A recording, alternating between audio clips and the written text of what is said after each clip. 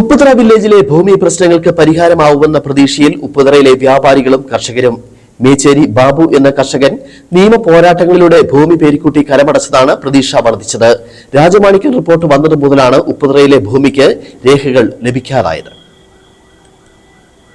മനുഷ്യാവകാശ കമ്മീഷന്റെ ഇടപെടലിൽ രണ്ട് കർഷകരുടെ കരം സ്വീകരിക്കുകയും ഒരാളുടെ ഭൂമി പോക്കുവരവ് ചെയ്യുകയും ചെയ്തതോടെ ഭൂപ്രശ്നങ്ങൾക്ക് ശാശ്വത പരിഹാരമുണ്ടാകുമെന്ന പ്രതീക്ഷയിലാണ് ഉപ്പുതറ വില്ലേജിലെ മറ്റുള്ള കർഷകരും വ്യാപാരികളും. രാജമാണിക്യം കമ്മീഷൻ റിപ്പോർട്ടിന്റെ അടിസ്ഥാനത്തിൽ തന്റെ പേരിലുള്ള പട്ടയഭൂമിയുടെ കരം സ്വീകരിക്കാത്ത റവന്യൂ വകുപ്പിന്റെ നടപടിക്കെതിരെ മേച്ചേരിയിൽ MK ബാബുവാണ് മനുഷ്യാവകാശ കമ്മീഷനിൽ നിന്നും അനുകൂല വിധി സമ്പാദിച്ച് ഇഷ്ടദാനമായി കിട്ടിയ ഭൂമി പോക്കുവരവ് ചെയ്തതും കരമടച്ചു. ബാബു ഉൾപ്പെടെയുള്ള ചെറുകിട കർഷകരുടെ ഭൂമി രാജമാണിക്യം കമ്മീഷന്റെ പരാമർശത്തിൽ പെട്ടതല്ലെന്ന കളക്ടറുടെ റിപ്പോർട്ടും സർക്കാർ അഭിഭാഷകന്റെ മറുപടിയുമാണ് മനുഷ്യാവകാശ കമ്മീഷൻ പരിഗണിച്ചത്. തുടർന്നാണ് ബാബുവിന് ഭൂമി പോക്കുവരവ് ചെയ്യാനും കുടുംബാംഗങ്ങൾക്ക് കരമടയ്ക്കാനും കഴിഞ്ഞത്.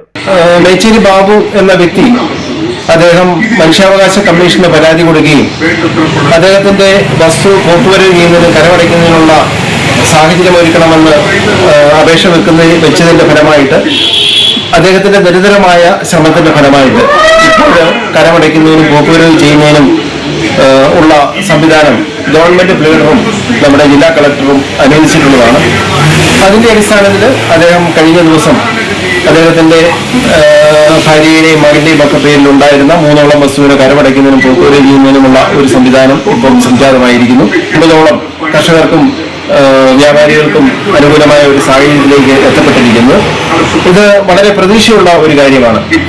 ബാക്കിയുള്ള ശ്രീ മേച്ചേരി ബാബുവിനെ പോലെ തുല്യ ദുഃഖിതരായ അല്ലെങ്കിൽ തുടർച്ചയായിട്ട് ഇങ്ങനെ ഈ ഒരേ അനുഭവമുള്ള വ്യക്തികൾക്കൂടെ കരമടയ്ക്കുന്നതിനും പോക്കുവരവ് ചെയ്യുന്നതിനുമുള്ള ഒരു സംവിധാനം ഗവൺമെന്റിന്റെ ഭാഗത്തു നിന്ന് 338 സർവേ നമ്പറിൽ 1700 തണ്ടപ്പേരും ബാക്കിയുള്ള 5 സർവേ നമ്പറിൽ 300 തണ്ടപ്പേരുമുണ്ട്. ഹൈറേഞ്ചിൽ ആദ്യം കുടിയേറ്റം നടന്ന ഉപ്പുതറയിലെ വ്യാപാരികളും ചെറുകിട കർഷകരുമാണ് ഇവർ. 115 വർഷം മുമ്പ് കുടിയേറിയ കർഷകരുടെ പിന്മുറക്കാരാണ് എല്ലാവരും. പട്ടയം ലഭിച്ച് വർഷങ്ങളായി കരമടച്ചു പോരുന്നതിനിടെയാണ് 2012 ഇടുത്തി പോലെ രാജമാണിക്യം കമ്മീഷൻ റിപ്പോർട്ട് പുറത്തു വന്നത്. ഉപ്പുതറയിലെ 6 സർവേ നമ്പറുകളിലെ പട്ടയഭൂമി തോട്ടം തരം മാറ്റിയതാണെന്ന റിപ്പോർട്ടിൽ ഉണ്ടായിരുന്നു. പീരുമേട് ടി കമ്പനിയുടെ അടിയാധാരത്തിൽ ഉൾപ്പെട്ട സ്ഥലമാണിതെന്നും തോട്ട ഉടമകളിൽ നിന്ന് കർഷകർ വാങ്ങിയതാണ് എന്നായിരുന്നു കമ്മീഷന്റെ കണ്ടെത്തൽ. കമ്മീഷൻ റിപ്പോർട്ടിനെ തുടർന്ന് ഉപ്പുതറ വില്ലേജിലെ 6 സർവേ നമ്പറിൽപ്പെട്ട പട്ടയഭൂമിയുടെ കരം സ്വീകരിക്കുന്നത് തടഞ്ഞ 2015 ഫെബ്രുവരി 25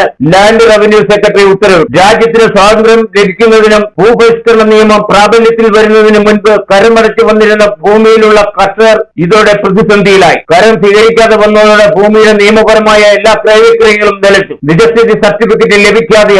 വായ്പ എടുക്കാനോ പുതുക്കാനോ കഴിയാത്ത അവസ്ഥ. കർഷകരുടെ മക്കളുടെ വിവാഹം, ഉന്നത വിദ്യാഭ്യാസം തുടങ്ങി എല്ലാം പ്രതിസന്ധിയിലായി. ഒരു കർഷകന്റെ ഭൂമിക്ക് രേഖ ലഭിച്ചതോടെ ഉപ്പുതറയിലെ ഭൂപ്രശ്നത്തിന് പരിഹാരമാകുമെന്ന പ്രതീക്ഷയിലാണ് ഉപ്പുതറയിലെ വ്യാപാരികളും കർഷകരും ഉള്ളത്. Idukki vision news, Upputhara.